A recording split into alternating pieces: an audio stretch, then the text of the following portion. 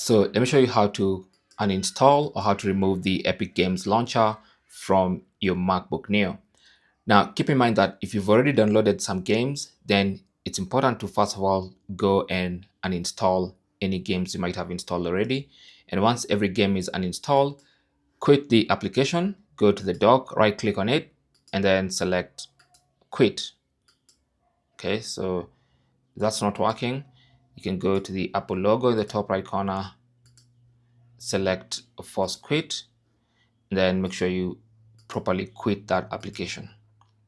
Now, with that application not running anymore, you can close that, and then now you can go to the Finder, and then go to Applications, find the Epic Games Launcher, and then drag it to the bin and release it right there.